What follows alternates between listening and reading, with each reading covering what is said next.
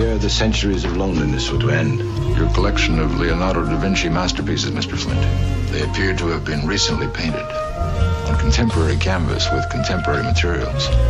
Then, age, death, the taste of dust. Do you understand? You wanted a perfect, ultimate woman. As brilliant, as immortal as yourself. Your mate for all time. Merkaba master, I charter demons to other worlds, drop devils to plaster, rush them to hell, breathing asthma, place Satan on gurneys next to Hermes, send them off to their journey to Cleopatra. They read those chapters, egos captured, the Leo laughter, neoplasma, run through my veins in this matrix, and my basement became a plaza. And now I'm in the Sky Lounge with negative spirit hackers, build on math and we read the chapters, observe through our windows at the quiet disasters, riots at NASA, marches, gender pride, freedom rights for the masses, till we do away with first and second citizen classes. Religion is backwards, trying to comprehend to the pastor. This gym is like Jasper. Either we all live and strive for the youth to survive, or it all ends with the rapture. Forget waiting on the man, I'm making a plan. And for the ages of false statements, I'm taking a stand. Start an investigation on Satan with a cross in my hand. Make him plead guilty, now face the jury. We're in the courts of I am. If I could just vanish from off the planet, like magic, become caught from granite. Days, mathematics is understanding. Hey, hey, did you hear? This is the perfect place to disappear. Oh, hey, did you hear? This is the perfect place to disappear. A billion stories in the naked city. Ghost told me that his best friend needs a kidney. We froze, reminiscing Tiffany in the cold. Open whiskey from the 20s, in the memory. Sympathy, made the angels play a symphony. Said he could've had a scholarship, toured different colleges. Now he's out of it, fading away slowly on dialysis. His name remained anonymous, but here's my acknowledgements. Street legends and hood guards, kingdom fall into a mirage. Ghetto depression sets in, then we place weed and cigars. A child has difficulties concentrating. From where he lives, he sees his promises fading. He sees his pops gone, his mom's is aging. She trying to stay strong for a church congregation. And meanwhile, a kid named Rico was the coke king. A lot of siblings are the dope fiends, hope you scream. A lot of children with broken dreams, homes were clean. The most extreme, you got rich and what you sold to queens. Look what you did to Josephine. And Ebony is unheavenly, the devil's ready with open wings. As Lucifer uses love and his youthful mug, then his blood on the cobra's fangs. Hey, hey, did you hear? This is the perfect place to disappear. Did you hear? This is the perfect place to disappear.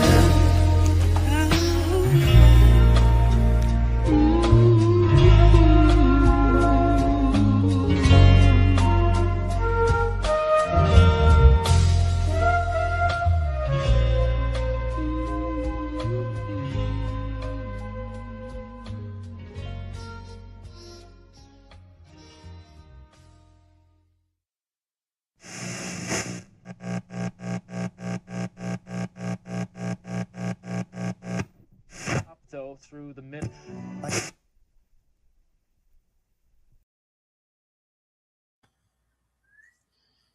Peace to the family. Welcome to episode 6 of Self Make Self podcast. It's your brother Knowledge Born Allah.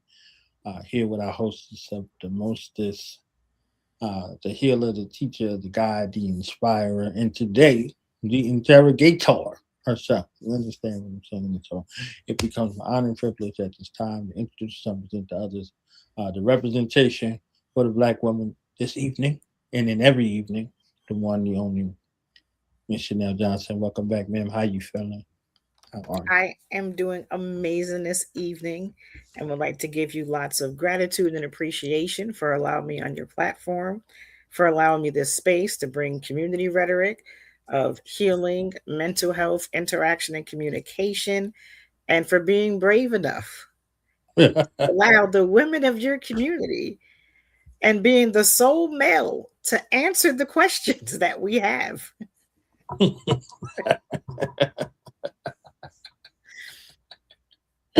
I'll be knowledge diamonds today, okay? I'll Paul Mooney take used it. to do that on Dave Chappelle.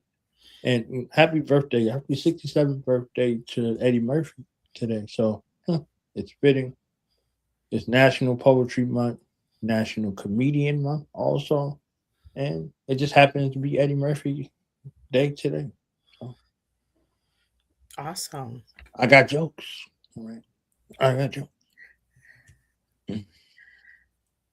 Shout out to Goddess Rael in the building as well, Jody Southworth, and the people who are checking in. So I'm gonna be quiet and be prepared to do my best to answer these questions. Well, before we get into this, I want to give my disclaimer that All I am not a therapist. I'm not a counselor. I'm not a licensed social worker clinician. I'm not a psychologist yet, or a psychologist. Or a psychiatrist. And I'm not here to diagnose, provide therapy, or treat any condition. I I might need speak from some after this. you might. I speak from lived experience, from what I've seen, what I felt, and what I've learned along the way in my own journey and through helping theirs along theirs as well. So today is about creating a space for conversation that's been needed for a long time. And I'm asking questions that Black women often carry in their hearts. And I'm asking them on behalf of women who want understanding, healing, and better conversation with Black men. Knowledge born Allah. Welcome to the conversation. Glad to be here. So, this episode here feels necessary. And because I feel like a lot of women have been holding these questions in silence for a long time. So, let's just go there. To build some parameters, these questions that I asked of women did have some parameters. It was asked from a place of understanding, not from the place of being an asshole. We are not here to degrade men, undermine them, and there's an exercise that I want to do here. Is just we're just here to have a conversation. This is dialogue. We're here and we have the ability to ask questions. So it's not about your opinion. Ask the question so that you can get your answer. And even if you do not like the answer, you ask for it. So please show some grace and some understanding and some coof when you get the answer, because you're gonna hear some things that might not be comfortable and that you don't like, but it does not change the fact that you asked the question. You have to be willing to show up and listen to the answer. So this is not so much for dialogue, because we do need to have understanding before we can actually come together and have that dialogue. So those burning questions that women had, I actually have them. I have 2 phones here. I got them on my computer. I got the questions. So knowledge born Allah, let's do it. Our first question. Us never fall. My kid. Okay. We're going to come from the perspective, the very first one is emotional distance. Why do some Black men seem emotionally present, but still hard to reach? We're going right into the weeds. Straight in. Why do some Black men feel?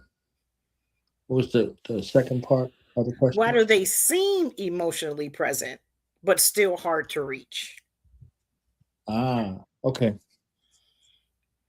Black men seem emotionally present,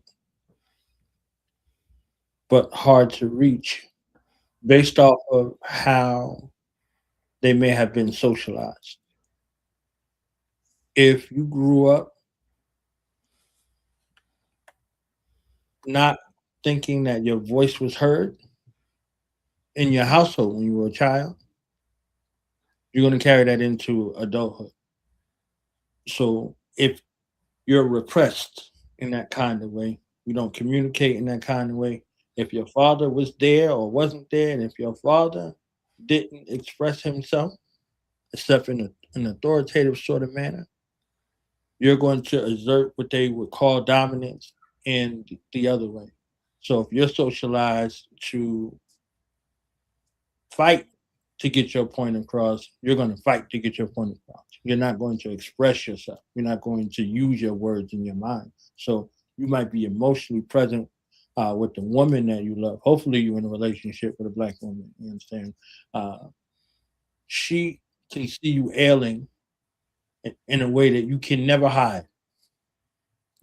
So if there's a space of vulnerability, black women, that we express that to you, there's always a small chance that when we get into it, whatever vulnerability we shared is weaponized. So closing the gap in the distance in that way, if something is shared with you, there's a level of trust, a level of sacredness that is there, and that's gone if it's misused or mishandled. So as a barrier of protection for us, what I found in that way, that those men that you're talking about seem hard to reach because of those two factors: the inability to properly articulate the emotions that are felt, and then the fear of it being used against them. Okay. So, for a little further clarification, digging a little bit deeper into that question, when a woman feels that distance, um, what should she understand about that distance and that silence that goes a little bit further? What if she hasn't weaponized that? Mhm. Then how does that translate?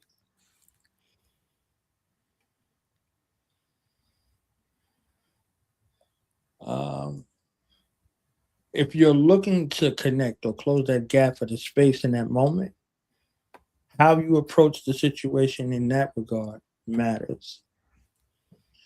Um, I've heard some black women saying, "I ain't trying to raise no man. That's mama's job. I ain't his mama." Blah blah blah. That's a mother son relationship aspect right there. That's not the intimate relationship. That's the interpersonal relationship. So if there is a disconnect and a fear in that moment, how to eradicate that fear or close that distance, or seeing that if it's not being weaponized, then it should be understood, right? It should be an approach like, oh, okay, I think something's going on. I just want you to know that I'm here. We can talk about it. We can work through it, whatever the case may be, type of situation. So there is a comfortability with expressing whatever it is that is ailing him in that moment, so that you're receptive to hear it versus uh, you're thinking and you're putting this on yourself and it's being the thing for you versus if it's a thing for him. You know, you can talk about it, you cannot talk about it. I just want to know what I need to do in that moment, so that way it doesn't escalate. You know, oftentimes it escalates because you're feeling something, he's feeling something, y'all might be feeling the same thing, and y'all talk about everything other than what y'all feeling. So the conflict goes, the tug of war goes, the egos go, all of that stuff that's happening versus I'm scared or I don't know what to do. You know, I was in the military for 17 years. And right before combat, the woman I was with at that time, we were getting into it a lot. And I'm like, you afraid about me going to combat, right? She's like, yeah. I'm like, so why didn't you just say it? I didn't know how to say it. You think it's something that's gonna happen to me in war? Yes. So we, instead of us, you know, getting into all of the stuff that's happening where we could actually be on one accord with one another, we're doing everything else in the avoidance space versus actually dealing with the heart of the issue. So if there's an issue, we should have a level of trust to be able to bring that to each other's attention without the person that you say you love fighting you on the issue. If it's an issue, it could just be my imagination. But if it's an issue, then we could come together and figure out the best kind of way to work on that issue. So when a woman feels that distance, if I'm correct in what you're saying, that's not the time for her to start asking her all types of or asking herself all types of questions about what she's doing wrong or what's wrong or what he's holding back, and just coming to so many conclusions. Just allow him that space and then come back to that later, or is that nuance depending on who the person is? Yeah, don't feed that energy in yourself, because it works both ways. If there's an issue, if I'm like, baby, you okay? Yeah, I'm all right. Yeah, I'm good. I'm always good. No, you're not in that moment. You're not. You're not. So we can, if we could get past some of those presets that we have within ourselves, we won't have the issue of projecting that out to the person that we're with. So we have our own presets. We retreat in our head. So if I'm working through a problem in my head, I'm working through a problem. I'm doing the whole analysis, the cost, the benefit, whatever the case may be, because I have to fix the problem. The problem can't stay. I can't harp on it. I have to fix it. So when I come out of my head, I have a solution to the problem. Now, if I come out of my head and I don't say anything to you, I'm not inviting you in, because I have sight. You have vision. So if I come through and say, okay, this is what I got from my sight in regards to the problem that I'm dealing with, I'm trusting your intuition. I'm trusting your vision. I'm trusting your healing power modality to give me the sight beyond sight, the vision. You see what I'm saying? So if a perfect example was that TV show Rock. I don't know if you ever seen it back in the day. Rock used to come home with an idea, Eleanor, we going to the moon. Eleanor used to look at Rock. She used to listen to Rock. She used to hear him out. And then she'd be like, well, baby, how we gonna? Rock used to tell her, I ain't worked that out yet. He used to be so bent on whatever the idea was. And she saw him happy. He picked trash up on every, you know what I'm saying? So when he came home with an idea, she saw him. She didn't say, I don't know what the hell this dude talking about, and blah, blah, blah, blah, blah. She didn't get on the phone with her friends and start gossiping and clowning him and berating him and disrespecting him. She knew her man. She knew how to handle that man also. And she's like, all right, well, baby, did you think about, because she was a nurse. She provided bedside manner at that hospital on the night shift. So she knew how to listen to concerns. She knew how to deal with doctor egos, all this other stuff. So she used all of that care for her man. So she would guide him to a way to filter out what was unnecessary and deal with what was great. So she'd be like, baby, what about this? He'd be like, well, I ain't worked that out yet. You understand what I'm saying? I ain't worked that out yet. So they could talk through this idea and reach a consensus based off of what level of love they have from one another. Versus this, he over there, like, I come in the house and I did. And the first thing you do is ask me questions about, you ain't even trying to hear me. You start doing that thing. We see more of that versus, this is my love. I'm coming to share this good news with my love. She want to hear it. She's excited for me. Oh, baby, oh, blah, blah, blah, blah, blah. Well, now, Rob, so she's going to do the honey thing, right? Well, baby, did you, all right? So she wants to feel secure about it. So now she can begin to help create division versus not hearing what he's saying and then creating division, like the mathematical term. So Okay. That kind of covered the second question, which was what do black men need from black women when it comes to communicating, and what needs to be done better in communication between black men and black women. well, black men have to learn how to communicate properly. We communicate with each other combatively.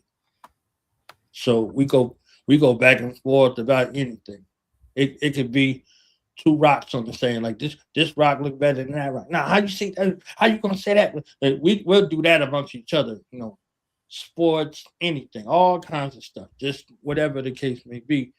If you have those sort of associates, right? When you got friends and brothers, you come over there, they're gonna hold you accountable.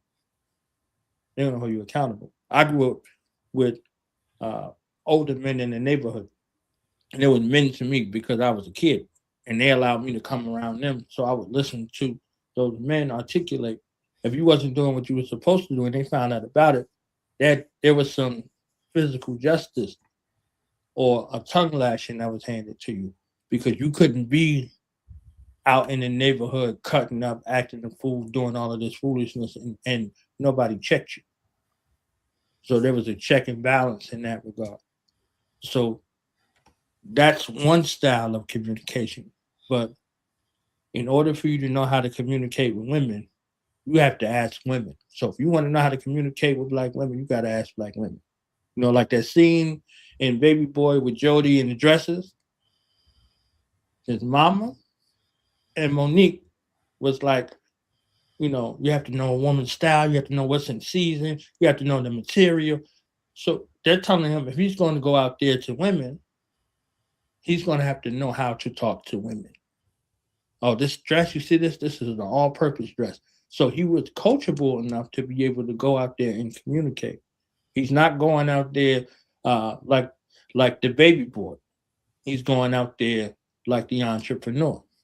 So he did that versus Peanut. Peanut was out there. His talent was robbing. So his communication was something different. You were robber. So he had all of the plan in regards to the plot. So when Jody got robbed, he's like, Peanut, I got Jack. He's like, Kim, go get my guns. Right? So he went out there and did that. When he was about to sell that lady that dress, when she asked that final question, he blew up. Because he blows up at home, but he has enough sense to go back and repair. He like, y'all told me I could stay here, gave you all these clothes and the video games. I thought we was a family. You understand what I'm saying? He said all of that. They just looked at him like, whatever. But Peanut made sure that house was safe. Wasn't nobody running up in that house. So he loved Kim, his girl, and her mama. So they had their own communication style, right? So when Jody got into it with his mama and he came outside, Peanut said, Mama got to have a life too. So all these communication styles are circulating and nobody's coming to a head for it. So black men have to learn how to communicate that internal thing that's happening inside of us in a palatable form that the world and black women can pick up on. You have a message for the world, and then you have a message for the women that you with. Because the children are suffering because they're watching this and thinking this is how adults interact. And it might be contrary to the thing that they're telling them. Clean up after yourself. Don't fight your brother and your sister, whatever the case. And share all of these, thou shalt not commandments sort of thing. And they see y'all getting into it every few minutes. Y'all ain't got no conflict resolution or de-escalation skills or nothing like that. Y'all yelling, hollering, screaming, cussing, fussing, throwing stuff, all of this. And they like, that's what we do. You know what I'm saying? So the more we come to grips with our own internal communication and our external communication will become better in regards. Because if I'm fighting within, I'm going to be looking for a fight without. I'm not receptive. I'm closed off. I'm closed minded. I'm looking to be a conquest type of situation, and I'm the man, and this is how it's supposed to go. All of that. We don't really deal with none of that foolishness. We start repeating stuff that is foreign to us as if it's normal to us. Okay. With that being said, let's swing into what does a man mean? And what do men mean when he says be his peace? That's a commercial. That's something to sell. Not no man. A black man. I don't know about no other man. I've been black my whole life, thankfully. Peace is the absence of confusion. So, whatever your cultural inclination and nuance is, this is where a lot of your answers come from.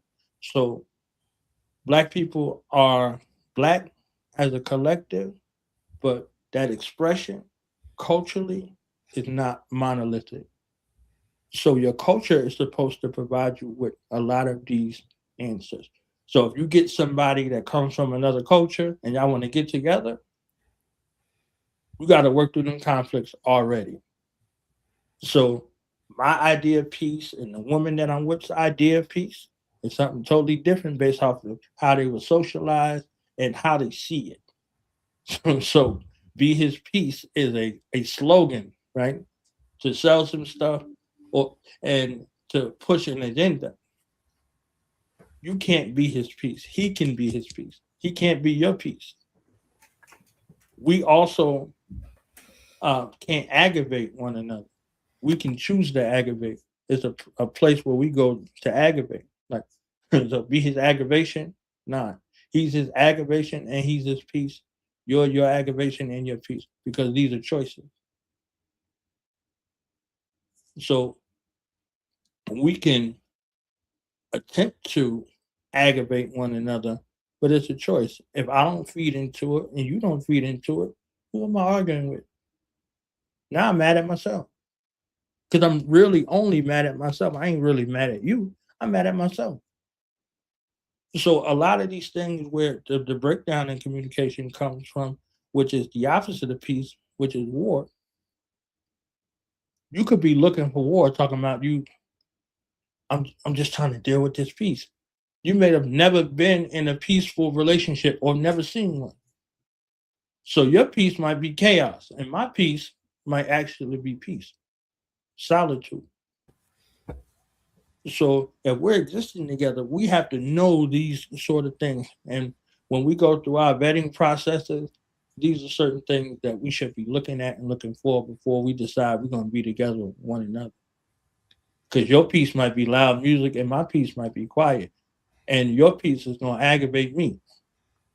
You understand what I'm saying? So, what's your idea of peace? What's your ideal peaceful situation? Then you have to decide if you're willing to provide that or be a part of that, if that's not the thing that you do. So, if your ideal aspect or expectation of peace is this, find somebody who can exist in that space the same way. And y'all will have peace. If y'all don't, their peace is all right. I might go cut on this Keisha Cole record and then sing the record real loud and all of that. And they ain't trying to annoy you. They just in their peaceful zone. And you you uh you got your favorite beverage and you in your own world, right? So understanding those aspects. Somebody can't be anything for you if they don't know what that requires. Okay, then that leads to the next question of what can women do when they want to support a man, but he keeps shutting them out? Hmm. A black man is like a record, and a black woman is like a CD player. You understand what I'm saying? A record, you got one song on that mofo. That's it. Might get two. Like on the single, it's like, all right, it's just going, it's just that. You flip it over, you get another thing. So you hear that song, and while that song is playing, if you interrupt that song, it's going to skip. It's going to scratch. And being the gods that you are as Black women, being the multitaskers that you are, you can walk, chew gum, be with the children, talk to your homegirl on the phone, cook, all of that at one time. We can take out the trash. We could wash the dishes. We could make sure the car got gas in it. You see what I'm saying? So if you're trying to support in a way and I'm taking out the trash, you like, baby, you like, I'm taking out the trash. Let that man take out the trash and come back, because he's programmed to do one thing at a time. He's not programmed to do 27 things at a time.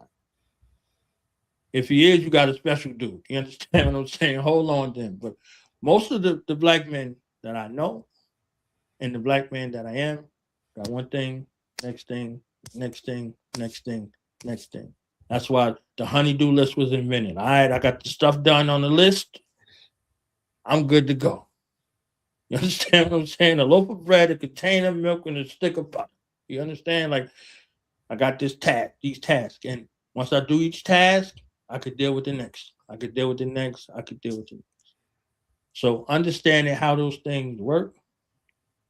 And on the other side, when we come into a situation and we need something done, we got to assess the situation before we come in. And if we can take one of those things away each time, all right, let me get the kids. All right, let me wash the dishes. All right, let me clean up the house a little bit. And I'm taking things away from you. You don't got to focus on 7 things. You can be okay with me focusing on the one thing and you doing with the 6 things. And by the time we at the end of everything that needs to be done, there's a partnership that's connected based off of I'm striving to eliminate things. Oftentimes, when a Black man starts doing that, you like, what you doing? what you doing? I got it. You're not in a I got it situation. You're in a we got it situation. So if you used to doing everything by yourself, tell that man up front, look, I'm used to doing these things a certain kind of way and blah, blah, blah, blah, blah. And if he's smart or wise, he'll ask you, how can I support you in those endeavors? What are some of the things that I can do? How can I be integrated into this situation? So when you see me, know that I'm striving to help you, not be another thing you got to worry about, and vice versa. So meeting each other in that kind of way, understanding how those things work, I think yield better results in that. Okay. That was the warm up.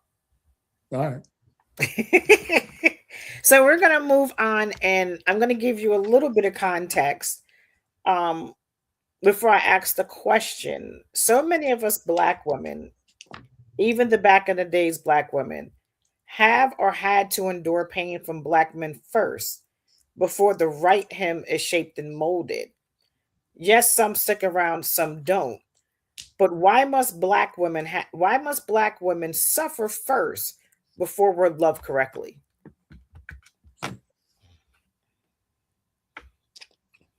Black women don't. The dominant society that capitalizes off of Black family destruction deals with a reward and punishment system. If you want to start drama in the Black household, you separate each other. You separate the Black man and the Black woman and the Black child. So if the house is chaotic, you add more chaos. The children, they go to the schools and they tell them one thing. the Black men and women, they go to the job, they hear another thing. And they come back home and everybody's foreign to one another versus family to one another. So the children are dealing with their work day, which is school. So all of their things from their day, you know, if the wife is working and she's dealing with all of those things and the house things, and then if the husband come home from work, he dealing with work. Everybody is in a high stress environment that's foreign to them. So nobody gets a chance to decompress. Nobody gets a chance to debrief any of those things. And all of that puts a strain on how they view family. So again, from that cultural perspective, that suffering before you love existed in a place called the American experiment and this plantation politics. So you had to hide who you were, you had to hide who you are, you couldn't be open, you couldn't do any of those things without fear of reprisal. So you're dealing with reprisal and repression versus being open and being receptive. So distrust and mistrust comes before trust. They all got trust in them, but they ain't the same. So you're distrustful of trust. You're distrustful of advances. And there's a lot of fools out here running around. A lot of black males looking with mayonnaise minds and deceptive broken hearts.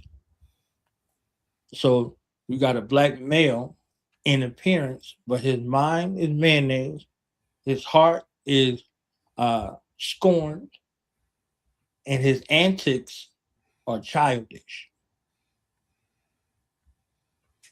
Unless they were reared and guided properly. So you have to be his mother, his warden, his probation officer, his psychiatrist, his counselor, and all that. And then you still gotta deal with you, and you still gotta deal with the family. So that sounds like suffrage. That sounds like prison. That sounds like servitude, right? If he's not within his right being, versus if he's in his right being, and all you dealt with is the mayonnaise head, folks. And here comes somebody who ain't got no mayonnaise head. He has to go through fire and brimstone before he can appear right to you, even if he comes right. So he has to pay for the sins and the transgressions of them fools who came before him. And then, if he's found worthy, by the time he's found worthy, I don't know if he wants to participate anymore. I don't know if he wants to participate anymore. If you're worth it in his mind, in his heart, then he'll persevere. But if not, he just converted to the fool religion of the mayonnaise head, because the mayonnaise head ain't got to go through none of the drama. Whoever come in after the mayonnaise head got to go through the drama forever. And so that trauma loop is healed and reconciled and broken. So that suffering before love, you don't have to, black women. You don't have to. Your relationship, like I was saying earlier, from the cultural perspective, you don't have to adopt that culture. You don't have to adopt that aspect. That don't have to be your religion. That don't have to be your story. You can change that story. Before God, before your ancestors, whomever you communicate with, you make that solemn vow to yourself with the spirit of discernment, with discipline, whatever the case may be in that regard, and say, okay, this is my black man by design. And I'm willing to forego until this one comes. So by design, in particular. I asked for a wife and I got a wife. I ain't asked for nothing else. So I got what I asked for.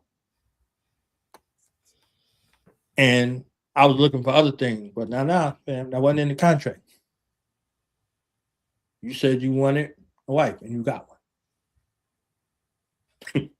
Now you got to look at renegotiating terms and all this other stuff. So you have to be as specific as possible with what you want and who you want and what you're willing to, because nothing is for free, right? Luther Vandross said that in the song, "The Best Things in Life Are Free." It was a song, okay? Wrote a song about it like the here to go. But in life, if you want something, you have to be prepared to give up something in order to receive it. Are you in the proper position to receive what you ask for? Are you prepared to do the work necessary to receive what you ask for? Are you at that level within yourself that when it shows up, you don't fight it, you don't cast it to the side, you don't push it away? These are universal questions that exist between both of us. Do we really see each other? Have we ever seen each other? Have we ever been in communication with one another? Have we been taught how to love ourselves and how to love one another? And what does that love look like? So all of these things become important in regards to reaching each other. So neither one of us is suffering. We're reaching for one another. In that movie After Earth with Will Smith and Jaden Smith, the wife was the bridge between the generations. She said, "He's a feeling boy and he's reaching for you. He's a feeling boy and he's reaching for you." Like now it's something. So she becomes the bridge. She's the bridge and the bridge builder. You know, they're like, "Oh, what you bring to the table?" She's the table, the house. She's whatever these things are, but she's also the greatest gift you could have if you know how to receive this gift. And if you don't know, you need to learn how before you're in front of her. Go get some training, some class, some therapy, some something. Get your ass together and don't just be out here placeholding, wrecking, and then be like, "Oh, I'm ready," and you 95 years old. You about to check out in 5 minutes. Then you want to leave grief on the black woman. No. So yeah, we gotta sort of get that thing together because our future generations come from us, and what they inherit is what we leave for them. So if we leave trash for them, they got to inherit trash. You remember the trash you inherited. If you don't care what the next generation gets, then you're a part of the problem. And I would like to let the audience know again that I am here to ask the questions. I am not even here myself to give the commentary or my opinion because it's not my place to speak for Black men, which is why I have asked the Black man to speak for the Black men because I don't feel like it's a woman's place to tell a Black man what he thinks or how he feels. But it is important for the Black woman to understand what he thinks and how he feels and how he moves and what he needs so that we can change this communication. The only thing I will add to anyone in a situation where they feel like they are suffering is pain is inevitable, but suffering is optional. It's a choice, and you have the power of choice. And it's not on that other person to remove you from a situation that you are choosing to be in. No matter what the circumstances are, find your way out because no one deserves to allow themselves to stay and suffer in a situation that they can simply walk away from. That's right. Now, I will get into this next question. This is the $1,000,000 question. I've been waiting for this question. I knew it was going to come beyond a reasonable doubt. Why do men cheat instead of being honest with women and seeking women who are okay with you having multiple partners because they exist? Black men don't cheat. That's the first thing. Black men don't cheat. Okay. Okay. Black women, you have to understand that. Black men don't cheat. Black males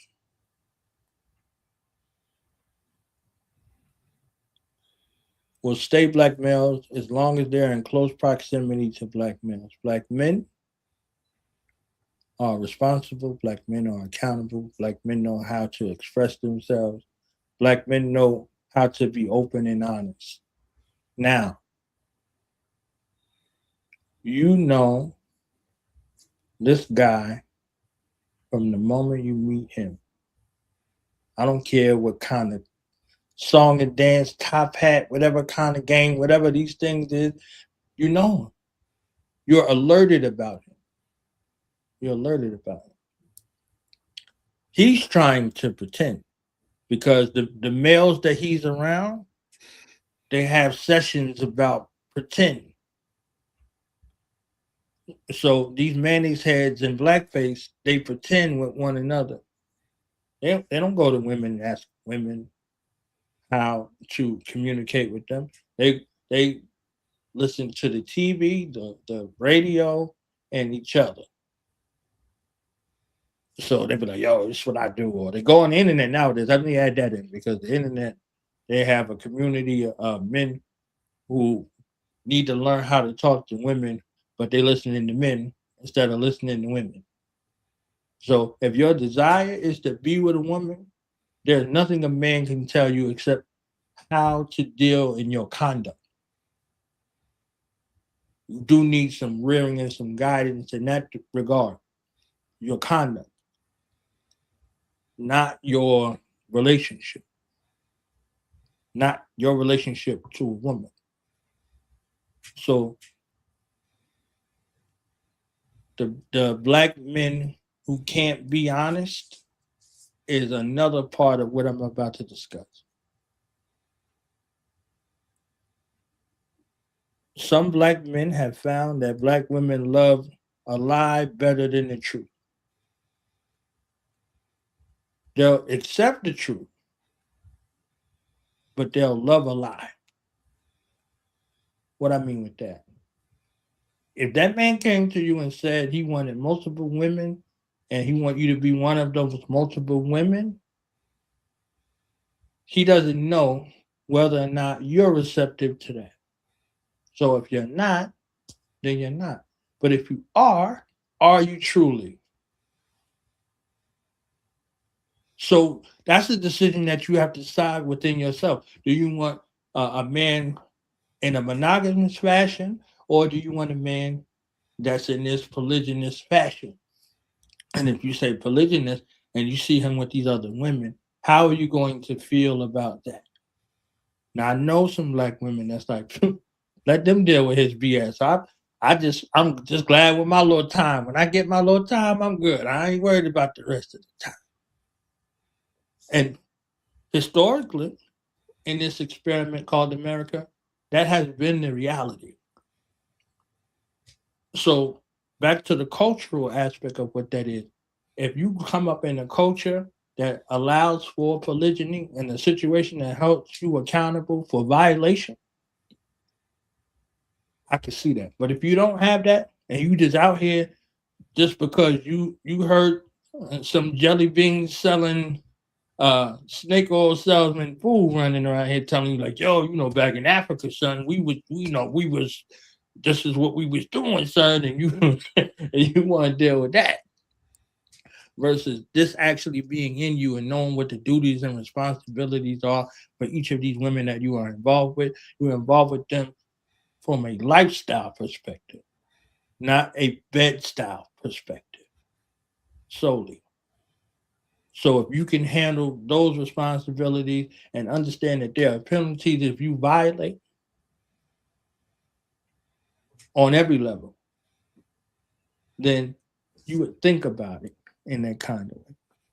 Versus this other aspect, like, oh, she's my world, he's my world, all this other stuff, yada, yada, yada. You may not want one man. You might want a couple of them. Are you bringing that to the table?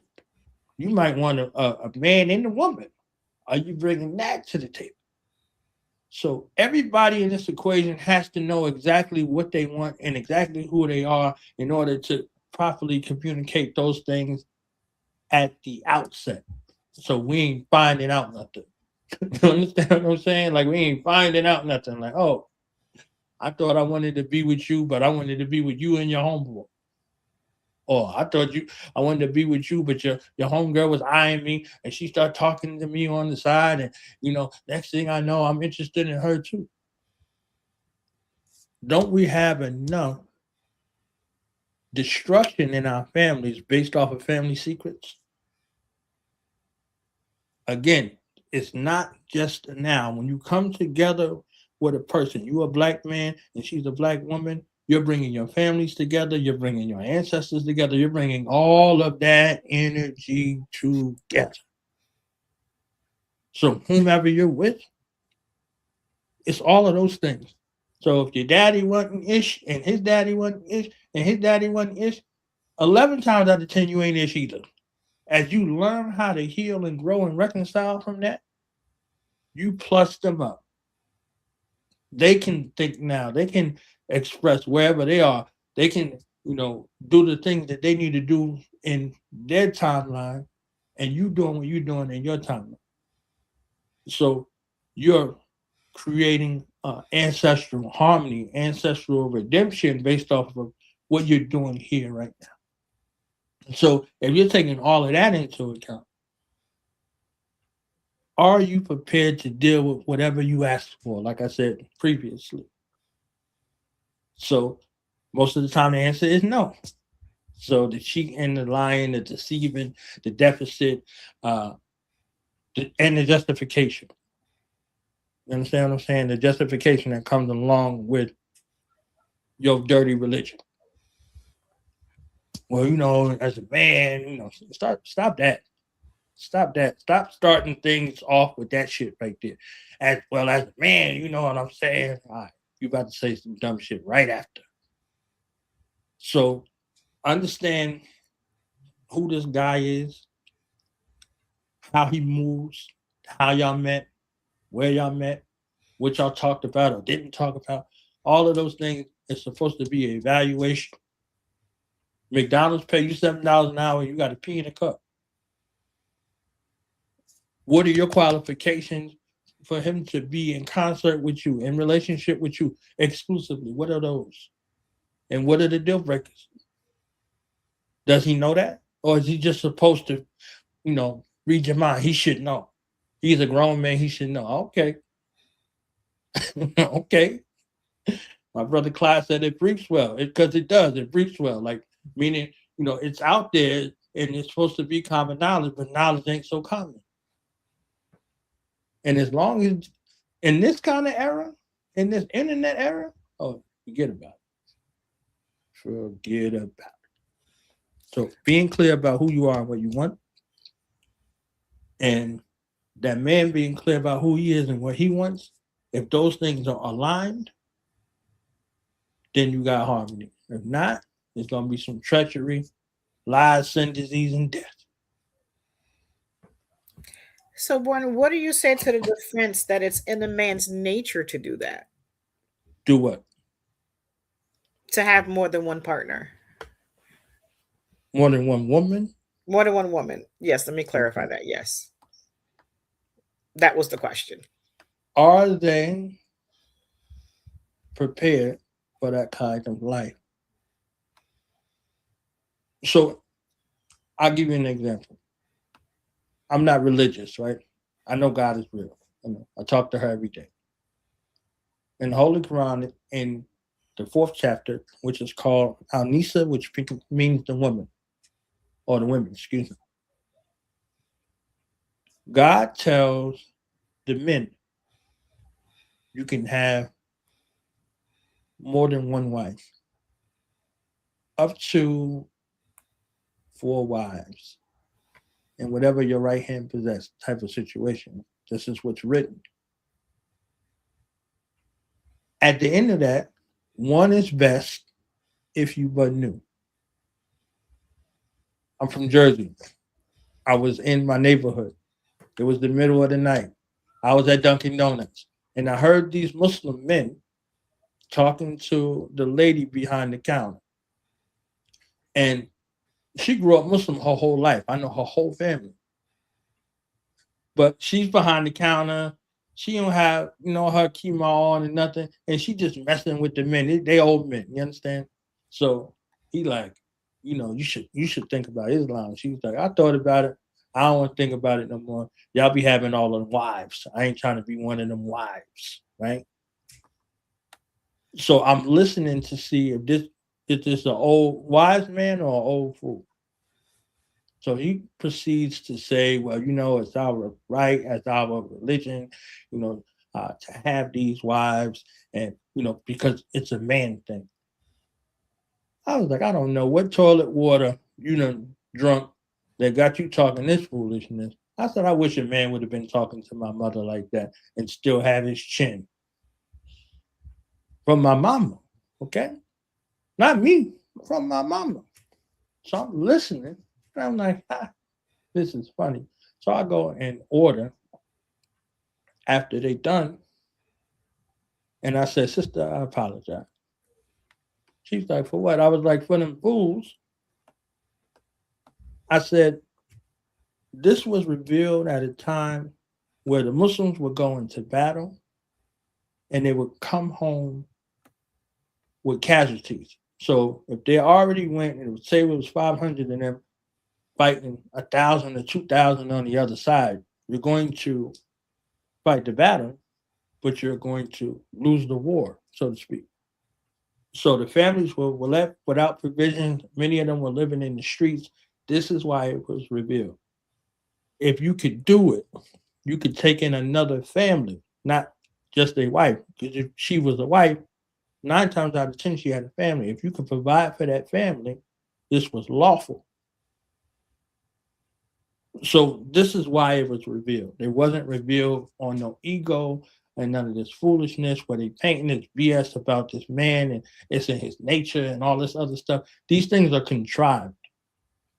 If you could provide for those families, then it was incumbent upon you. Back to culture. This thing has to be approved. This thing has to be agreed upon. You can't just bring some people into your house or whatever. Things are perverse nowadays. So these fools that are running around, they are causing, fitna and bringing shame onto honorable cultures that were good.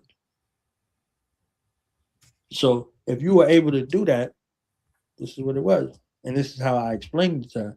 I said, I apologize for this poor articulation from someone who would be outwardly looked at as a wise elder.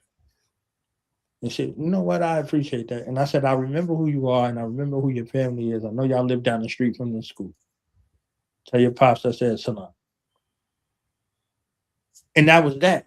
But how many times do you have poor articulation and mayonnaise magic in the head versus what the reality is, and you start dealing with these talking points, right? The manosphere talking points, whatever the stuff that's out there in the street. There's a bunch of that stuff that exists out there in the street, and you can't distinguish or decipher from who's who.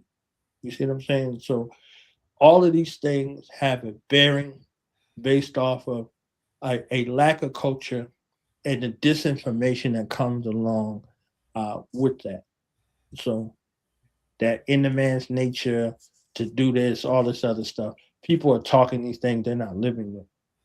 If a woman loves you and she wants to be with you and she creates a family with you, that is the greatest gift you could ever have in your life. If you have never had a child or see a child be born or watch that child develop in the gestation period of the womb, you don't know what you're talking about. You don't know what you're talking about in that regard. So you don't know what she goes through for you to have a family, for you to be fruitful and multiply, whatever these things that you're talking about. So if you okay with wrecking lives, keep running around with that garbage. But if you're true and sincere about this sort of way of life, again, are you telling this woman when you first meet her, this is what you want? Are you telling this man when you first meet them, this is what you want, this is what you're comfortable with dealing with and doing? Or are you waiting? So we got to understand one or the other.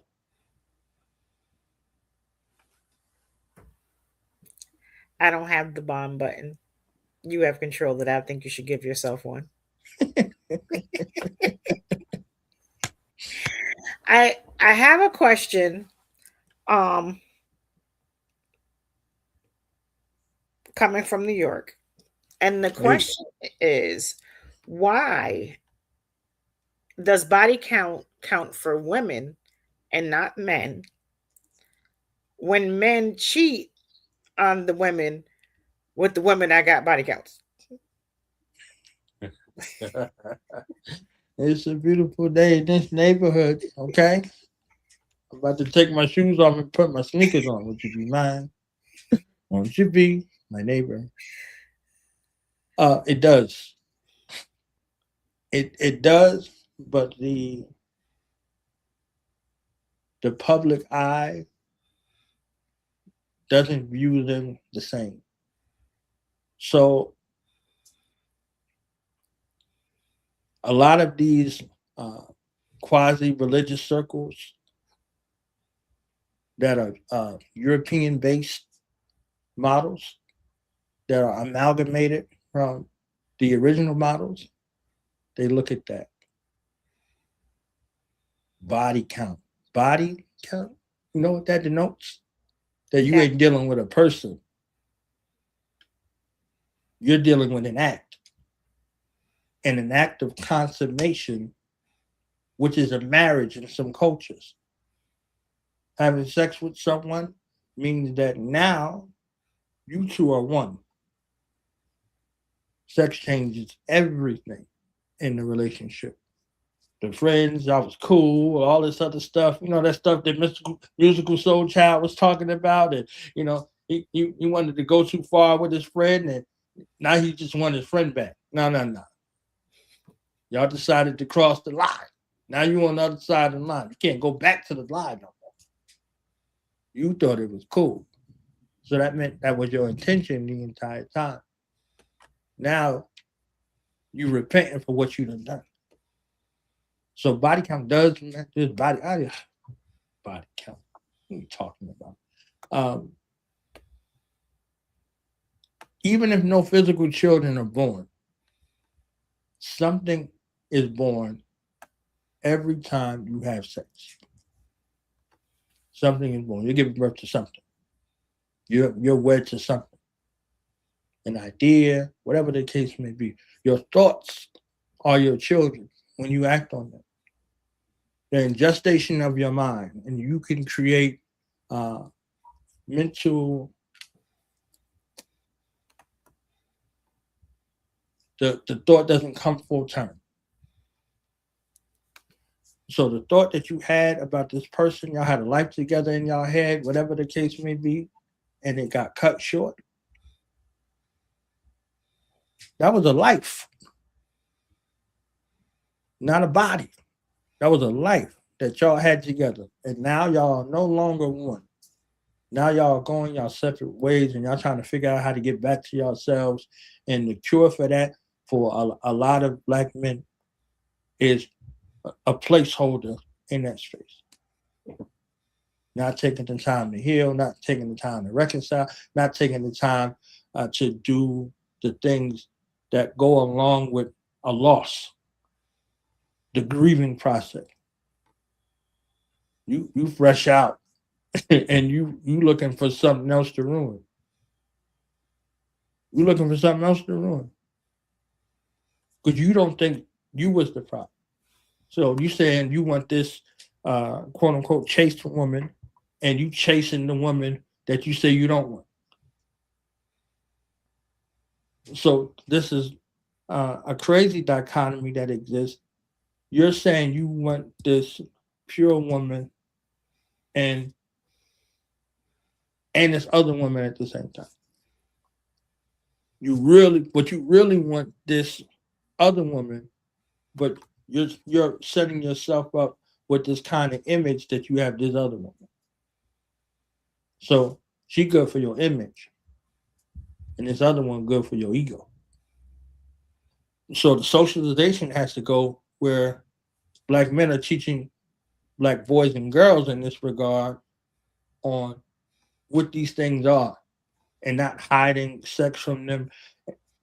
All of these things, and presenting these things like they taboo. Where all these people come from if ain't nobody having sex? You understand what I'm saying? Where did this black population come from? The stork bought them? Santa? No. We got together and we continue to be fruitful and multiply. So if the goal is to increase your family, to increase your community, increase your nation, all this other stuff we be talking about, why are we putting the emphasis on something as foolish as this? So a woman looked at a certain kind of way if she done had multiple partners and a man ain't, they're held to the same standard overall.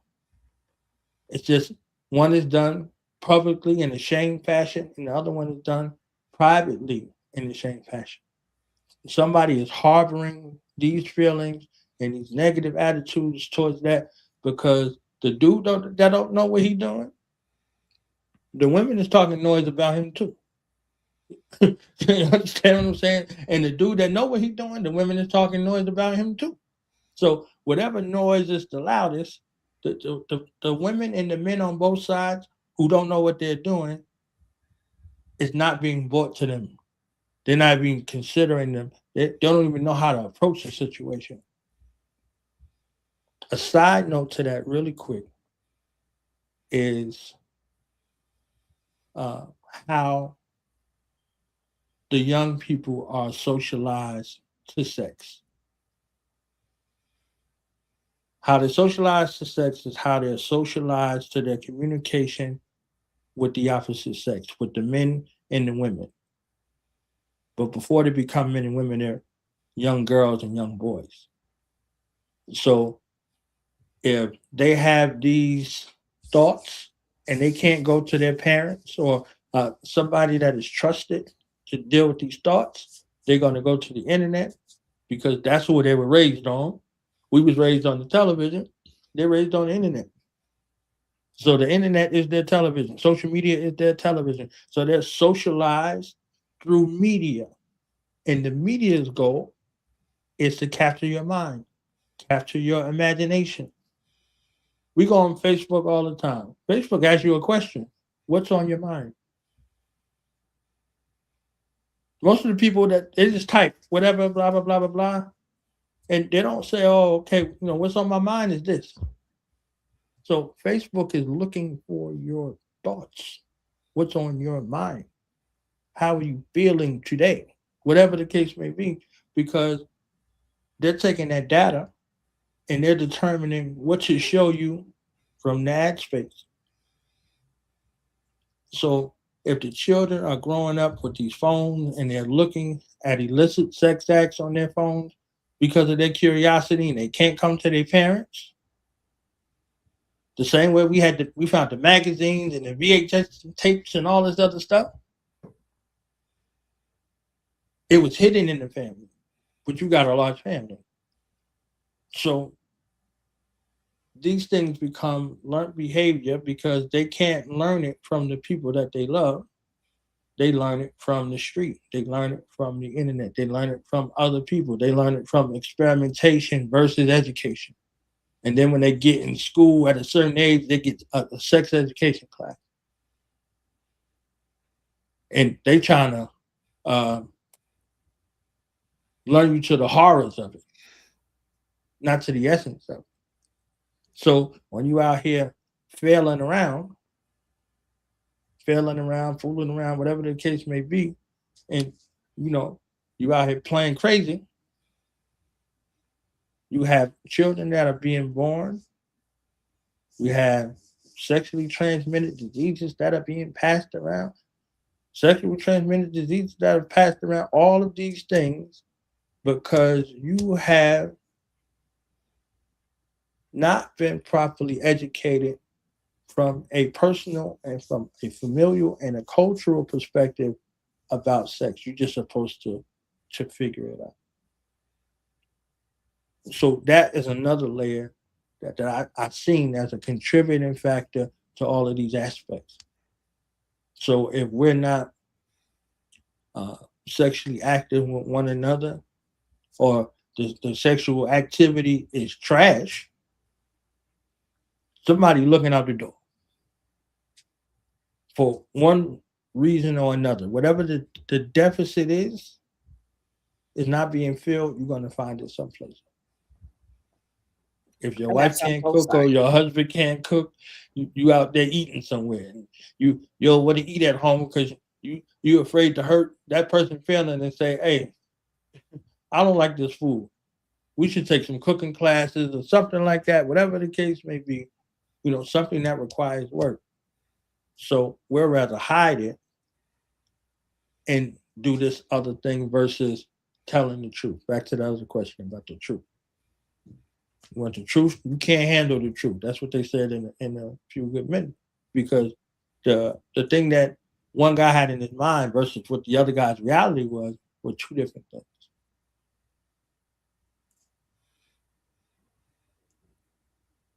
Thank you for that clarification and that understanding and that perspective. And even if you disagree, all perspectives are welcome. And we actually have a caller that would like to come to the stage out of South Carolina, Sonia Lawson. Do you see her? I don't. You have to give her the StreamYard link. Oh, okay. One moment, Sonia. She actually wanted to present her question herself. Okay, right on. Well, let me play something real quick then in the meantime while you get her on.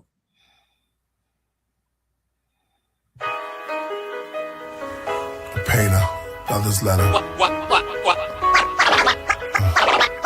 I should cut my ear off like Van Gogh. Stop performing at the Klan shows. Watch myself from the audience. Play piano with lit candles. I mean, I'll still perform, but the thrill is gone. I don't feel as strong, maybe cause the wheel is torn. I clutch in a ball cause I'm sick to my gut. Then I brushed off the dust, stood up like I was touched by healing palms. I picked up my shield and 3 rocks as I'm hearing psalms. Know ye not that ye are gods? And I've been blocked by bouncers, overlooked by the announcers. I'm in the stand with the fans, which told me many of my album was like a counselor. They said songs like Then From Now, got them from then to now. Even deja vu, they said the old man was you in a reoccurring nightmare where you kept coming back around. I took a picture with him. Then he showed me a picture of his daughter in a cap and gown. He said he put her through college because your words stood up for knowledge.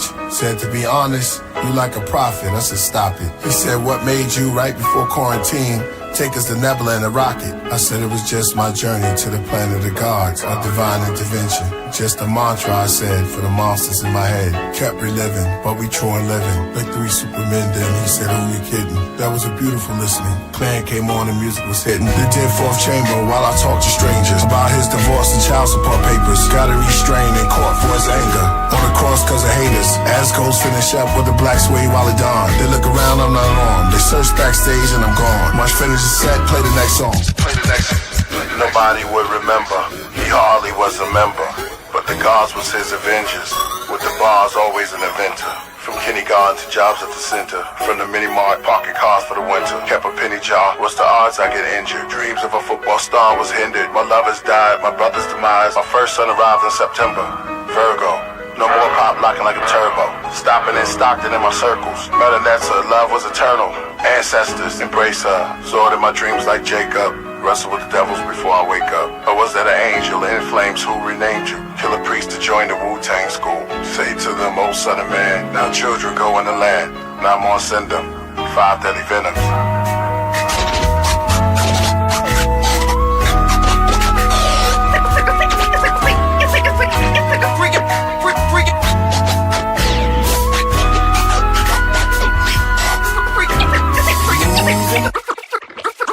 Freak out, yo! Yeah, ma.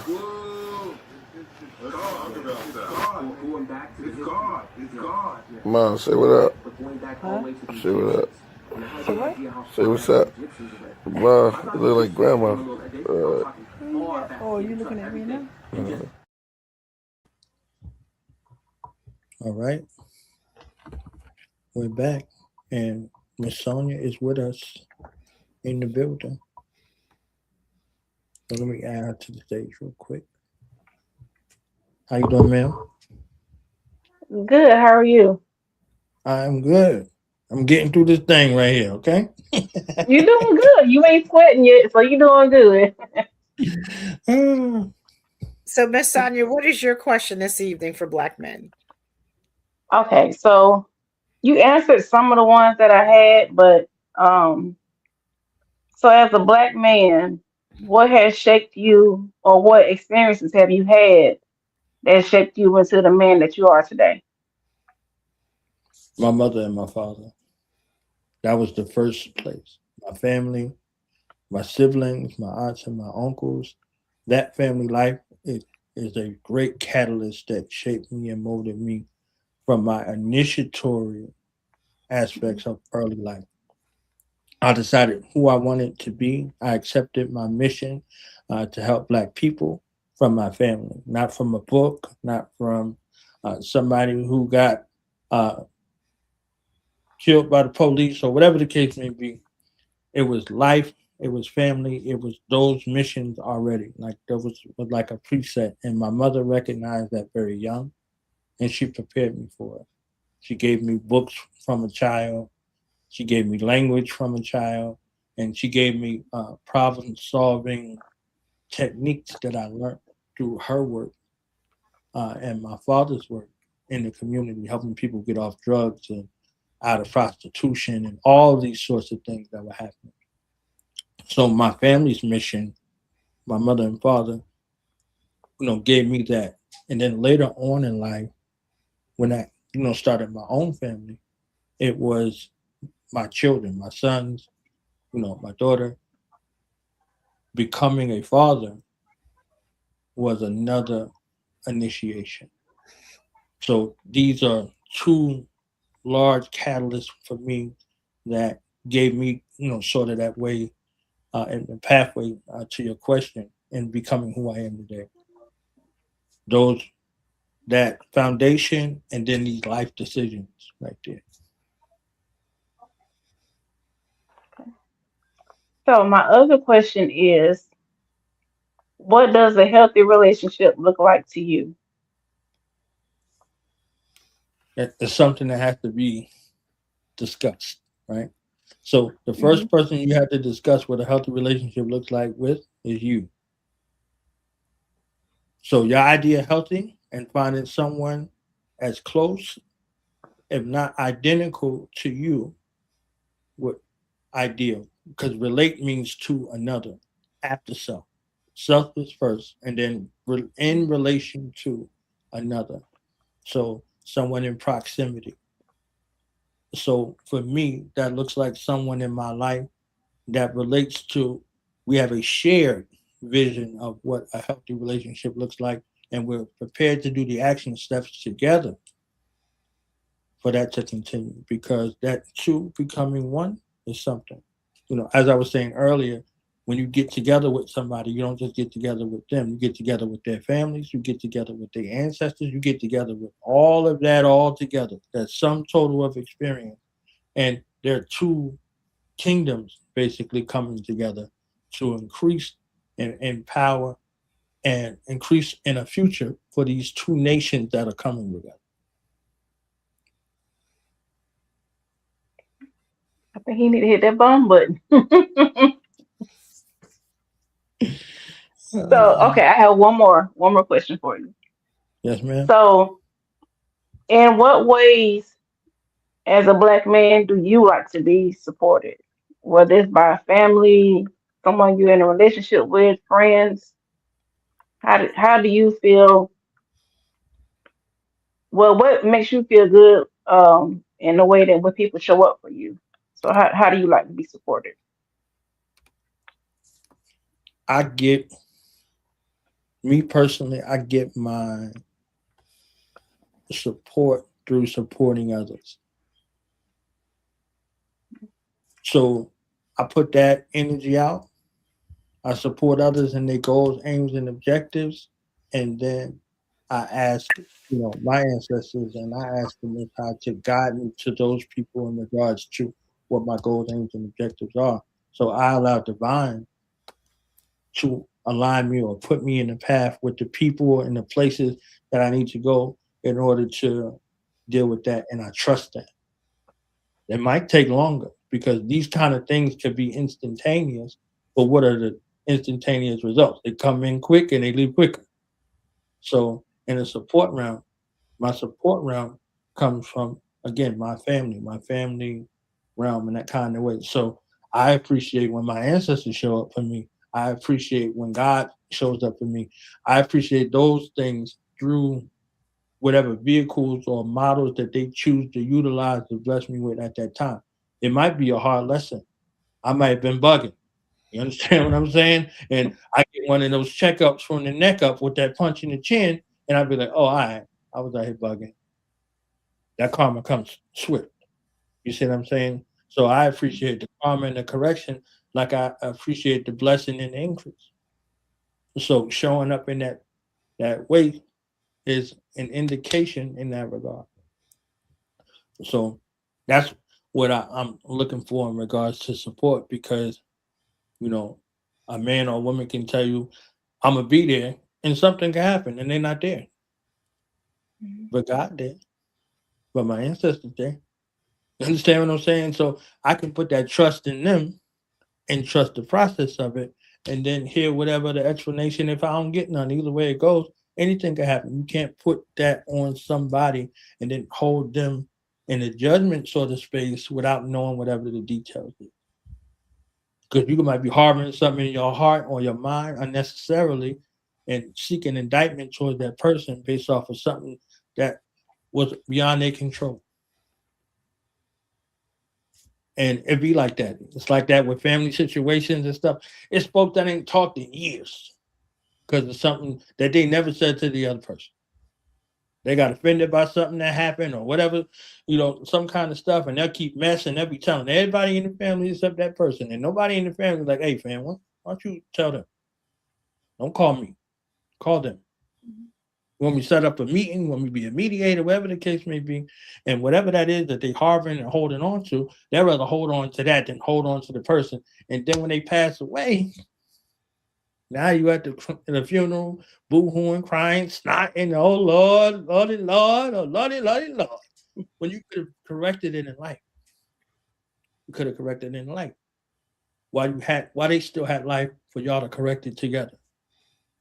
Unless it was something illegal, immoral, or something, there's nothing two people can't get over if they're willing to work it out. And most of the time, that foundation comes from them being able to be heard and seen by one another. So, Born, in saying that, then that just reinforces again the need of the communication and especially healthy interaction between the two. Because if these are the basis of why these relationships can't even sit at the table together, then actually trying to create a family together is going to make it more difficult. You may dabble into it, but it's not going to actually be able to stay if that communication is not there. And it's not a one-sided thing. It's not a gendered issue. This is something that is a self thing that needs to be corrected internally before you can actually try to exchange that or share that externally. I remember MC Breed, rest in peace. Back in the day, he had a song. It was called "Ain't No Future in You Frontin'." So the person who shows up for the interview for the job ain't the same person that's gonna work there. They come with their Sunday best for the interview and they proper diction for whatever time that is, and they get the job that they applied for, that they submitted their resume, that they did the background check, if they had to give up some pee or some blood, or they had to get a shot, whatever they needed to do to get in that position. Then they get in that position and they late. And then they got excuses. They're not up to snuff with their performance. The performance that they initially were putting on, the zeal that they got the job now. We treat our relationships the same way because we hear stuff, oh, you got to fake it till you make it. You just got to get your foot in the door and all this other stuff. And this is what we bring to our relationships. This is what we relate to one another as, that same kind of way. We actually give more to the job than we actually do to our relationship. We ain't filling out relationship applications. Like what it costs to get next to you. Like, oh, this background check is $100. They'll pay that for the job. But for the relationship, they're like, oh man, she ain't text me back, man. Forget it. I guess it's a wrap. You understand what I'm saying? So we'll do all of this in proximity for things outside versus things inside. This is somebody you want to walk with you for the rest of your life. It's supposed to be that easy? No. It's going to take work. You lived your life your whole life. They lived their life their whole life. Y'all are coming together as one on whatever level, for a friend, whatever the case may be. They online every day looking for their foes. They're out there looking for who's hating on them, not who love them, not who protect them, not who pray for them, not for who hold them down or hold them up. They're looking for the people who disagree, who got the dissenting views. They can't wait for that. They got all the smoke for them. But you're neglecting the people who are right in front of you that love you in that regard. So relate to one another. There has to be some requirement. Would you hire you for this position that you're looking for? What are your expected qualifications? What are your desired qualifications? What are your requirements? How much experience? Can we call your previous employer? All of this stuff that's on this application, we don't ask none of these questions. We just be like, oh, she look good. Oh, he look good. Oh, he cool. Oh, she cool. Oh, I like that car, or whatever the case may be. And we get together under false pretenses for a real relationship of any kind. So ask them to read out loud. See if they can actually read out loud. You understand what I'm saying? Read me this sentence. You understand? Then you got to decide whether or not you want to deal with that for the rest of your life. How are they with people? If y'all somewhere in the public setting, how do they treat the wait staff? How do they treat people when y'all interacting? These are all things and indicators that you might have a question about that you can see demonstrated. Some of these interviews, you got to take a test. Do they have to take a test to get with you? Do they have to write an essay? You got to write an essay to get in colleges, most of the colleges. There are requirements for you to be admitted into their societies. What are the requirements for you to get in your societies? What has your family structure set up from a cultural perspective that somebody who is looking to be a part of your family, not just be with you, are they acceptable to your family? Are they going to bring further honor to your family and your family traditions, or dishonor? So are we thinking critically about these things? Or are we thinking finite in the moment about these things and just say, what Rock said to Eleanor, well, I ain't worked that out yet.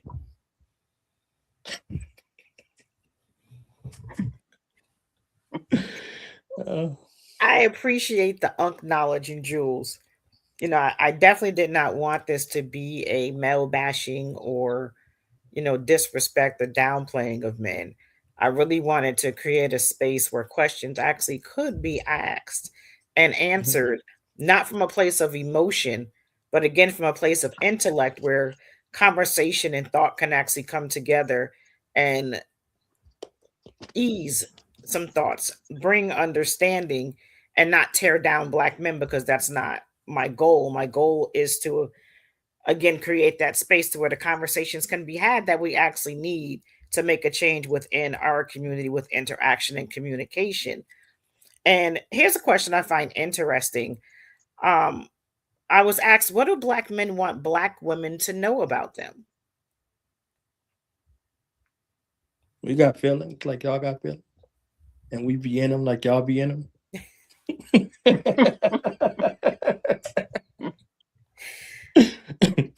We be in them. Okay, we got feelings. We're not blessed by God to have that cycle that comes every month. But we're blessed by God to have that cycle that come every day within our mind. We have a self-check system within ourselves. Am I doing enough? Am I who I'm supposed to be? Am I at where I want to be at? What am I going to do about it? Am I measuring up to these expectations?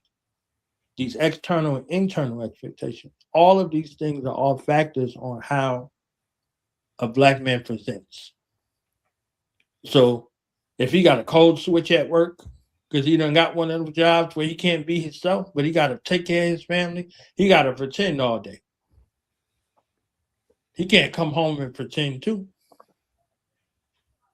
So those worlds have to be one kind of way where the home life that he is providing to some degree reflects the harmony to give him enough strength and motivation to go deal with the hell of the world.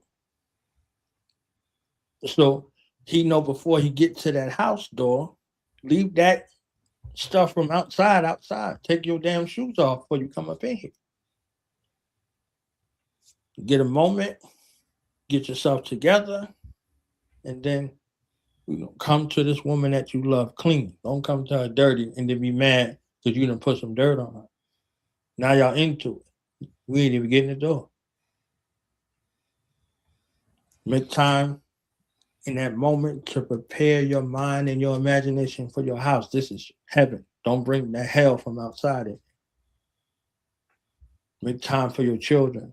Everybody has a requirement for you, of you. They want some of that time. Schedule time for yourself and all of these things that you need to do for yourself. Everybody should be aware of where everybody is so they know how to deal with one another in the most righteous manner and how to eliminate a lot of the headaches that we just have, that we just internalize and we just keep. And then you're only going to keep it for so long. And then when you flip, now everybody looking at you like you're crazy. So. Thank you for that, Born. Again, the jewels. Those are jewels. Those are, I ain't no uncle.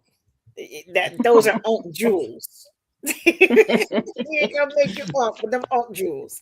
Yeah, and for me stand for eunuch. Oh Lord, we'll talk about that. Okay. We'll talk about that another day. So I ain't nobody. I take that nobody back. On. Those we got enough of those mayonnaise-minded folks running around here, mentally and emotionally and spiritually castrated. Huh? We will keep it in jewels. Understood. So, it Ms. looks Sonia, like did you have another question? Are you good? Oh, go ahead, Sonia. Oh no, that's you. I'm good on the question. All right. I'm just taking all this in. We have a question in the chat that asks us to please speak full context on why did God allow 4 wives. I think I answered it, and I think she said, "Oh, thank you." Okay. Because that's why I used the story as an analogy, like my own personal experience with that. So this is how important culture is. If you are a purveyor and a preserver of a culture, you're also an ambassador of a culture. So either you're a good ambassador or a bad ambassador. If you don't have no culture, then you should be looking for somebody who ain't got no culture either. There's that term, great minds think alike. Alike attract, and with the unlike repel type of situation. You can't be saying, "Oh, okay, I want my children to be vegan," and the person you with eat pork. You understand what I'm saying? Like, you met them, they was fine eating pork, but you a vegan, so y'all live y'all life separate, and now the children come, and she want to give them pork, and you want to give them, grass from outside. You understand what I'm saying? So you better go find you somebody that eat grass too. So that don't have to be an issue.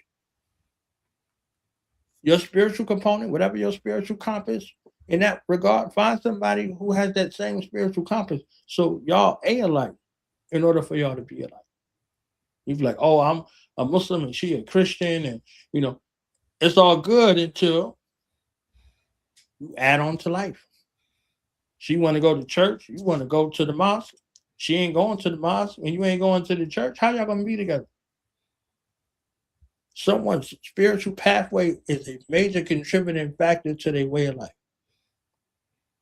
So if you met her and y'all got together and now y'all in a relationship, you should be seeking to understand how they think based off of their cultural value system and vice versa. Now, if you saying one thing and doing another thing, they're gonna find that out too. That's gonna be another religion you got. They have to figure out how to deal with that. So y'all coming together and asking these questions of one another in this kind of way, you're asking for clarity. You're asking for understanding. You're not asking to berate.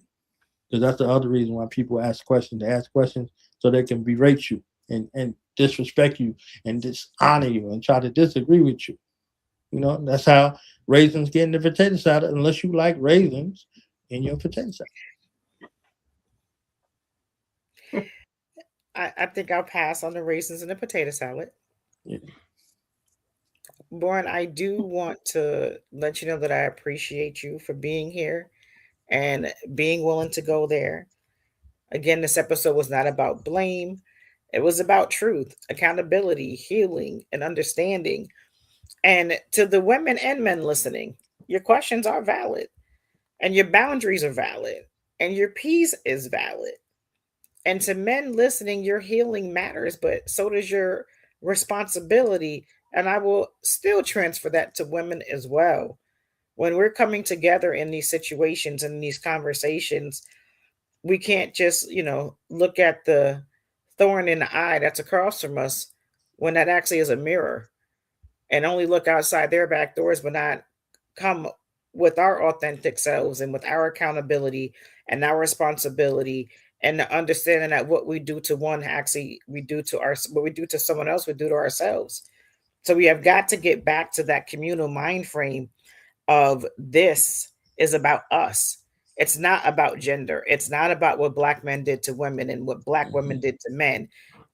All right, we have problem identified. It is time to start problem solving. We have got to get out of the mud. We are boots in the ground, in the mud, in quicksand at this point. The climate that has happened in our society today no longer allows us to sit still and grunt and moan and groan about what we did to each other. We are both victims of the same circumstance. We are victims of the same systems, the same oppression from the same people. The power is in numbers. The power is in unity. And again, you cannot have community without communication and unity. So this is a call for us to stop. Shut the hell up with the you did. Take that thumb and let it be where it needs to be as you're pointing, and fix you so that we can fix us. Because yes, we are individuals, but we are part of the whole. And again, we are going to need each other. We already do, but we haven't been put in a situation to really understand what that looks like. And what we don't need if a disaster, or when the disaster comes, for one of us to knock on a door and we look at someone that looks like us and say no. Because someone that looked like you cheated on me. Because someone that looked like you didn't measure up to be who they were. That's not enough. We have got to come back together, and that unification comes in us interacting and communicating in much healthier fashions. Stop the blame. This is not a gender thing. It's not a he thing. It's not a her thing. It's an us thing. And if we continue to look like that and move like that, the other cultures that we like to look up to, that's what they have. They protect their own. They stand up for their own, and they handle their issues internally. And we have got to get to that.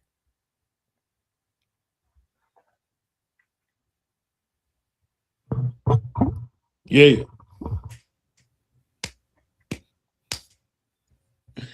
What she said. Okay. And I appreciate your honesty. I know that some things that were said were uncomfortable. The truth can be uncomfortable. It is what it is. There's no nice way to tell you something that you don't want to hear. There's no nice way to say things to someone that they don't want to hear. And it might even hurt you to say it, but it's just how we get better. We are resilient people. We are people that can continue to go through. I don't like to say that we're strong. That's a survival method. It's a survival mechanism. No, we can do, we can build, we can grow. But we have got to change our interaction. I cannot say that enough. Our communication interaction is trash. Right. And we've got to be able to listen You speak, I listen, I speak, you listen, dialogue. All these things come into play. Don't be offended by what I say. Let me finish. Hear me out before you want to react. If you're Yeah. listening with the intent to understand and not respond, then you will be able to have conversations that are uncomfortable, agree to disagree, and still move in love.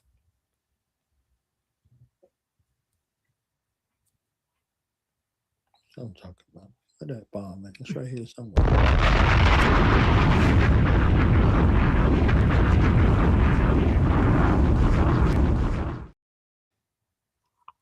Y'all got That's any what more questions? I don't want to leave nothing, on the table. Like, you know what? I should have asked about. But I ain't Sonya, did asking no more questions now. Miss Sonya, you good?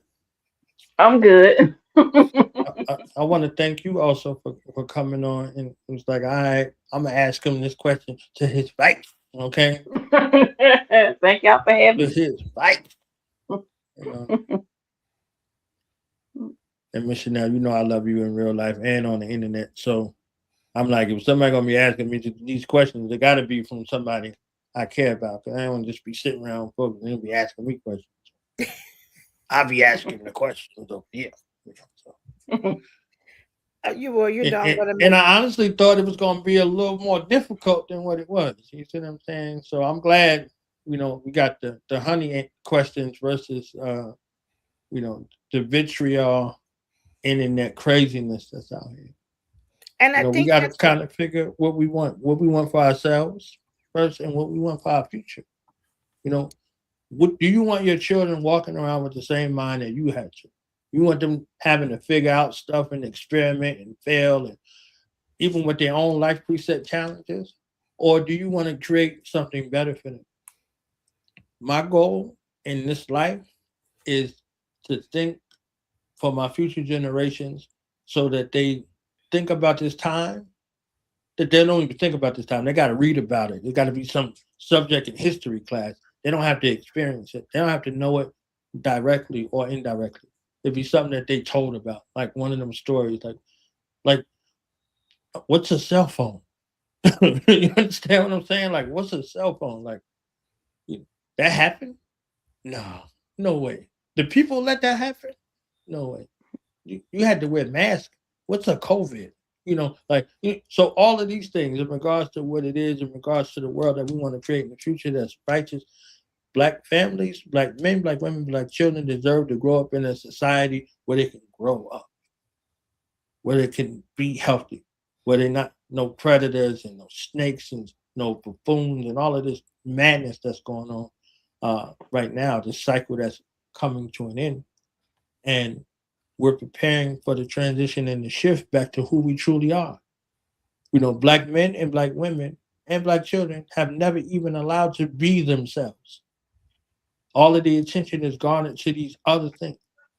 If the TV ain't telling them, the internet ain't telling them, all of these things that created this content creation situation that's happening right now is everything is content. Nothing is real. And then you add in the artificial intelligence aspect of it, that's what it's replicating. It's replicating these things. So if we aren't ahead of that and considering long-term sustainability of righteous black family building, righteous black friendship building, all of these things, we'll continue to be working on this trauma and we'll look up and it'll be 100 years from now. And all of the things that we wanted to do for our futures, people will still be thinking about or talking about what we finna do. So, and I would like to give a thank you and a shout out to the men that were in attendance that did not get offended, that listened again, and took what they felt they attached to and left what didn't, you know, without yeah. getting upset or bent out of shape or getting disrespectful, just being present. And I want to give a shout out to the women because the questions that I got, I was surprised by. I thought I was going to get a lot more, reality TV type questions, Right. more of the baiting questions. And no, we got beautiful questions. And I even had some women that said, I don't have questions for men right now because I'm still working on me. That's a beautiful thing. That's, because they might not be in a place right now where they feel like they can ask the right question, or they're so focused on themselves first that they're not even ready to have that conversation because they got to heal what they got going on. So this to me is indicative that we are doing the work. We are working on our healing, that, it's a representation of who we are as a people and how we get through, how we move through. And that a lot of us are looking for the healthier versions. We are acknowledging our part. We are acknowledging how we show up in our own experiences, what we allow, what we tolerate. And we are learning again that power of control that we have when it comes to our decisions, our environments, and our interactions, who we allow in our lives, our children's lives, our work, like period. Everything actually has a place for us to make a decision. So when we look at judgment, you really can't make a decision without a judgment, so I don't really go too much into let's not judge, but I'm not saying come down to yourself, give yourself grace, but do understand that you show up for you first every day, always. And when everything else goes away, you're going to be standing there with you and whoever your higher power is. But we have got to continue to do the work. And for those of us that are a little bit ahead, reach back. I'm not saying you can bring the horse to the water or make them drink it, but at least point them in a direction. And you just never know. One day they might get bored and go there. Right. But the positivity has to be shown. We have to show the other side we have to show the truth of who we are as the majority. We have to show how we really show up for each other and represent each other, not what's being perpetrated to us through media. Right. And with that, again, understand that the truth can be uncomfortable, but it can also be freeing. And we appreciate you again. Undo the Knowledge Radio, Self Meet Self Podcast, Knowledge Born Allah, Chanel Johnson, and have a great evening. Peace. Pain make the black fathers chain smoke. It starts to rain in the park, children playing on the swings. Marvin Gaye standing in his raincoat.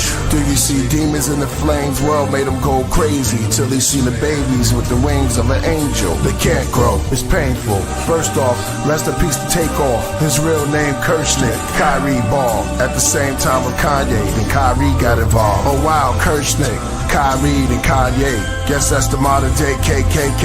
Ancestors were slaves, now we America's plagues. Be aware and afraid. From Hebrews to Negroes, I heard the sequels fire and brimstone. Cause they put the messiahs on Skid Row. We were the providers that lift stones. We had empires with big thrones. We were never pre-owned, now we unknown. When I write I can see home. Before they put our seeds in the twilight zone. The enemies with the white tone. That gave us BET and EBT. R.I.P. to Nate Dogg and Easy E. Tupac Shakur and B.I.G. Shots for you all. And one more for Shock G. They on the ships as Anunnakis. When I spit, they transform through my body. They call it the gift of my hands when man first saw astronomy. Call me Gandhi or godly from Mali. Spread love like I'm on Molly. But I'm as strong as broccoli or broccoli. They call me the Mahdi. The truth is clear as Saki. I'm headed through the spheres. The proof is here. The suits I wear is probably for the star seas. I'm the tsunami. Split to both sides when I part seas like Moses. I wrote this is God disease. Hashtag, when did Kanye start talking like he's Razzcast? Who would've thought it? But we support it. Knowledge drop like a leaky faucet. Take ignorance out like a trash bag. Say to the babies, we in the land where they made a graven lady. The great horde that makes war and takes your safety. Satan is necromancers. Question God, the devil answers. Alchemists with bars, a metal handler. I sit on the throne with heavy antlers. The golden deer, the chosen steer. It's more than rap in the booth, I'm a channeler. I sense rejection, isolation, and fear. And abandonment, I planted hit. Candles lit for a year. Save the babies. Stress, loss of control, death. death. This is Hades, bodies going up the pole. They feel lost in the need to belonging. I see the performance. Let's save our seeds till the morning and place our greed in the coffin. You can actually see what I'm talking. I got the tolerance of Solomon on my throne of knowledge in the outer realms. I see it like a film or a hologram. I see our babies going crazy.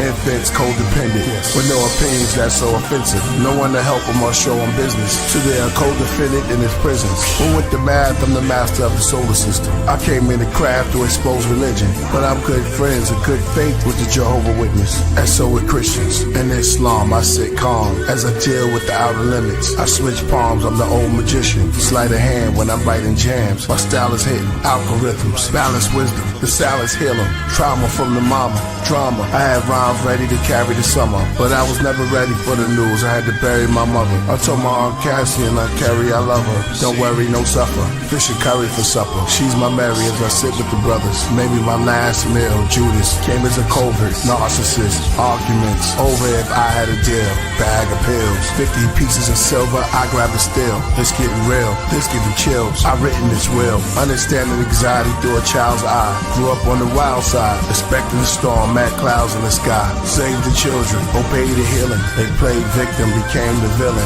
God favors Abel's offering because of jealousy came with killing. In the 60s, we were proud of blackness. None of black queens and child are captive. Churches Alice to practice. Our attitudes are maladaptive. Our children play in the day, but at night the owls are active. Police proud with the captain. Big brother watches through clouds for our taxes. We stand on mounds looking up, but can't see them like the meerkats. And fear that they looking down on our actions. Post-traumatic stress disorders. The IRS at our door cuz they took the law from us. They plan to build a super highway to try to escape and get arrested at the borders. Grandmothers pray, making a mess at the altar. It's like the old days, hair braids, like the chicken nets, make an offer. Pray till it rains, felt a hurricane over Mississippi to the whole South flood with waters. We personalized, we hurt inside. We never arrived, we first tried. 432 Hertz vibes. He must be doing the devil's work. This is Mr. Universe live. West is Yam, the East is Codeine, teaming in South. Let me even this out. They came from the North, which is smoke, painted on skulls. The land of Canaan of old, trading and enslaving the gold. Required by force, wanted resources and tribes on a horse.